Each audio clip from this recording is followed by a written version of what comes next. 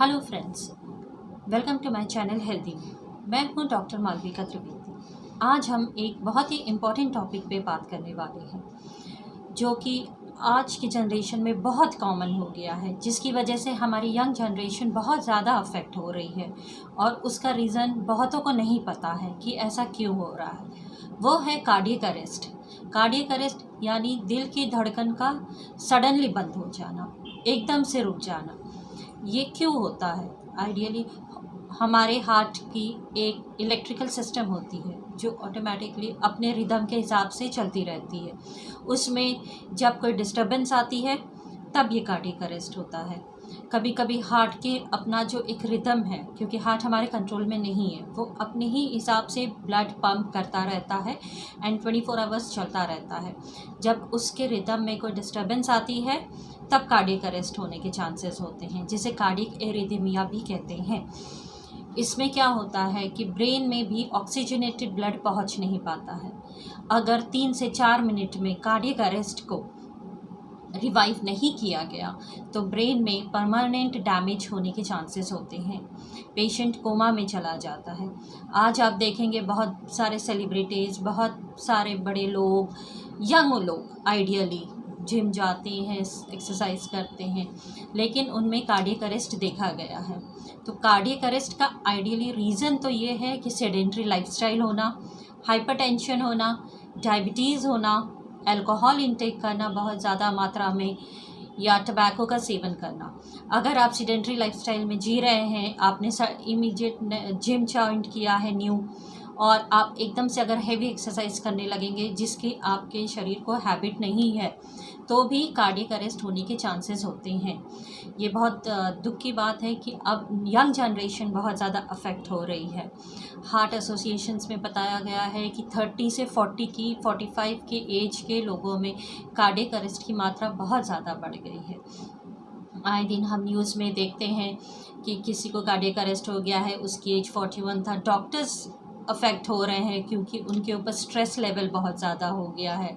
इसलिए हमें cardiac arrest को समझकर और उसके अकॉर्डिंगली उसके प्रिवेंशंस करना बहुत ज़रूरी हो गया है।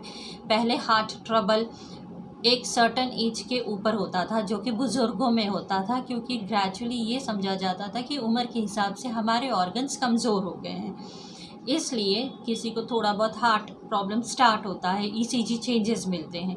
लेकिन कार्डियक अरेस्ट बहुत कॉमन हो गया है, और वो भी समझ लीजिए 30, 40, 45 एज में, मैक्स टू मैक्स 50, इतना कॉमन हो गया है। इसलिए इसको प्रिवेंशन करके चलना और इसको समझना बहुत ज़रूरी है।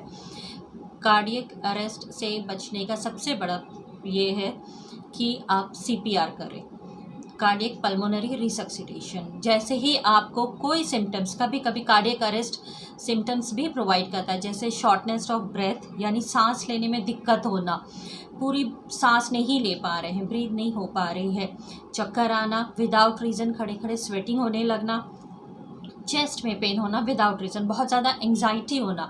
अब समझ नहीं पा रहे हैं कि आपको इतनी एंग्जाइटी क्यों हो रही है, बट सडन एंग्जाइटी होने लगना, चक्कर आना, घूमना, सर घूमना।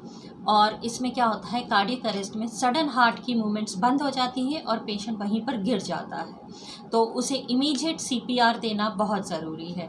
मेरी आप लोगों से रिक्वेस्ट है कि किसी न एक फैमिली मेम्बर को एक बेसिक लेवल पे सीपीआर सीख लेना चाहिए। आजकल बहुत सारे इंस्टीट्यूट हैं जो ये सिखाते हैं, यूट्यूब्स पे अवेलेबल है।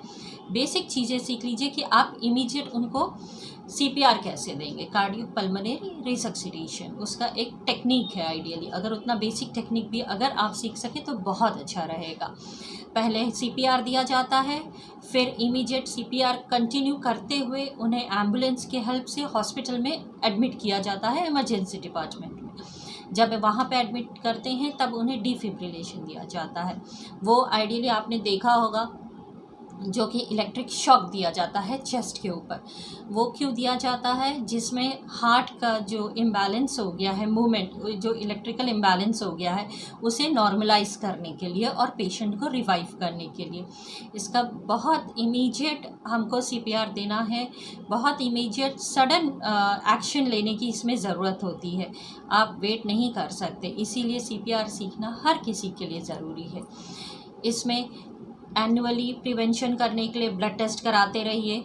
आपका सीबीसी, हेमोग्लोबिन वगैरह, कोलेस्ट्रॉल लेवल पे खासकर ध्यान रखने की ज़रूरत है, क्योंकि कोलेस्ट्रॉल लेवल हमें बताता है कि हमारी ब्लड की थिकनेस कितनी है।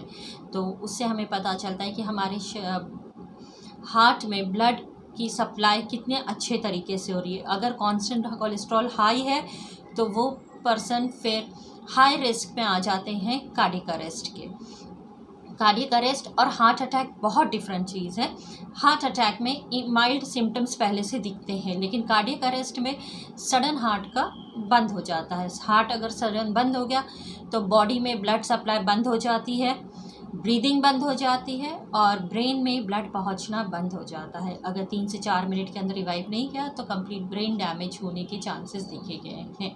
इसीलिए सीपीआर करके पेशेंट को रिवाइव करके उसकी हार्ट फंक्शनिंग को इमीडिएट स्टार्ट कर देना बहुत ज़रूरी है। इसमें प्रिवेंशन के हिसाब से सबसे इम्पॉर्टेंट है कि आप योगा करिए, एक्सरसाइज करिए, daily 30 to 40 minutes minimum exercise करिए। कोई ज़रूरत नहीं कि आप बहुत 1 घंटा 2 घंटा कर रहे, लेकिन डेली की एक रूटीन एक्सरसाइज होनी चाहिए जिससे शरीर को, हार्ट को, बॉडी को थोड़ा सा एक्सर्शन की भी हैबिट रहे, ब्लड सर्कुलेशन अच्छा पहुँचे, ऑक्सीजनेटेड ब्लड पहुँचे बॉडी में, ब्रेन में। योगा करिए, प्राणायाम करिए, मेडिटेशन करिए और डॉक्टर से रेगुलर एनुअल चेकअप करवाते रहिए, रेगुलर विजिट करते रहिए। स्पेशली ये उन लोगों के लिए बहुत इंपॉर्टेंट है जिन्हें डायबिटीज़ या हाइपरटेंशन पहले से ही है, क्योंकि आजकल हाइपरटेंशन भी बहुत कॉमन हो गया है, बहुत यंग एज में हो रहा है। मैंने ब्लड प्रेशर पे भी एक वीडियो बनाया है, मेरी रिक्वेस्ट है आप लोग उसे देखिए और समझिए। अपना ध्यान रखिए और कार्डियक अरेस्ट को कम से कम होने की संभावना पे रखिए। अपने आप को हाइड्रेटेड रखिए, पानी पीते रहिए, हेल्दी फूड खाइए। डाइट बहुत ज़रूरी है। टेबल सॉल्ट मत लीजिए, एक्स्ट्रा सॉल्ट मत लीजिए, ऑयल कम लीजिए फूड में, जितनी ज़रूरत है उतनी ही, बहुत ज़्यादा फ्राइड तला हुआ खाने की ज़रूरत नहीं है। वंस संडे को या कहीं पार्टी में जा रहे हैं तो खा लिया तो ठीक है, पर डेली अपनी डाइट को हेल्दी रखिए, जिससे कि आपको किसी भी टाइप की कार्डियक प्रॉब्लम या दूसरी हेल्थ प्रॉब्लम होने की संभावना कम रहे। Thank you.